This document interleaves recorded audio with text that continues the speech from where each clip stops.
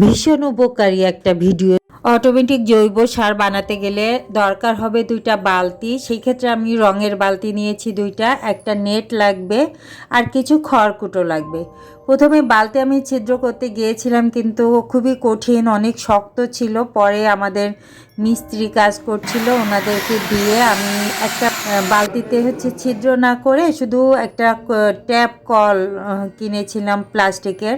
কলটা মাত্র 50 টাকা নিয়েছিল। এই কলটা মিস্ত্রিকে দিয়ে ছিদ্র করে ওখানে লাগিয়ে নিয়েছি। একটা বালতিতে শুধু কলটা লাগানো হবে এবং ওর ঢাকনাতে কিছু ছিদ্র থাকবে, গ্যাসটা যাতে উপরে উঠে যায়।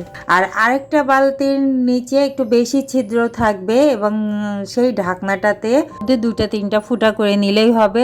মোটামুটি এই হলো আমাদের যন্ত্রপাতি। এখন আমরা এভাবে এটা সেট করতে হবে। এটা দেখাচ্ছি, এটা এই ঢাকনাটাকে ছিদ্র করে নেওয়া। এই ছিদ্র দিয়েই মূলত সারটা নিচে পড়বে।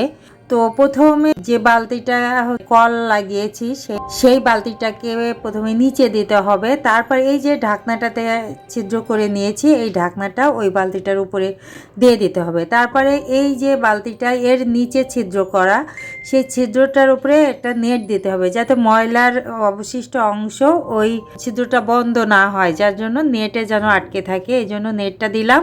আর কিছু খড় দিলাম, কিছু খড় কুটো ওর একদম নিচে দিলাম, যাতে এটা একটা চাপ থাকে ময়লাটা দেওয়ার জন্য।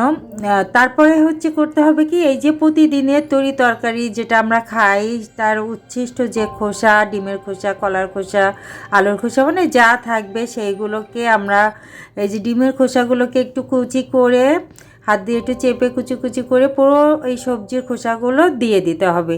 এভাবে প্রতিদিন আপনার যে তরকারি খোসাটা হবে সেই তরকারি খোসা ওর মধ্যে দিতে থাকতে হবে। এভাবে দিতে দিতে ও একসময় পচে যেয়ে তার লিকুইড জৈব সার বের হবে। প্রায় এটা 1.5 মাস পরে এই অবস্থা এরকম একদম তৈরি হয়ে গেছে। প্রায় 1.5 মাস পরে একদম কালো হয়ে গেছে, এবং যখনই কালো হয়ে যাবে তখন আর কোনো দুর্গন্ধ থাকবে না। তো 1 মগ লিকুইড জৈব সারের মধ্যে 5 মগ পানি মিশিয়ে গাছের গোড়ায় দেয়া যাবে। এই সারটা মাসে 2 বার গাছের নিচে দিতে হবে, তাহলে গাছ সঠিক পুষ্টি পাবে। আসলে ছাদ বাগানের গাছগুলোতে একটু মাটির উর্বরতা বেশি লাগে এবং সাধারণ মাটির চাইতে এটা অল্প মাটিতে গাছগুলো থাকে, এই জন্য এর যত্নও একটু বেশি নিতে হয়। সবসময় তো যত্ন নেওয়া সম্ভব হয় না।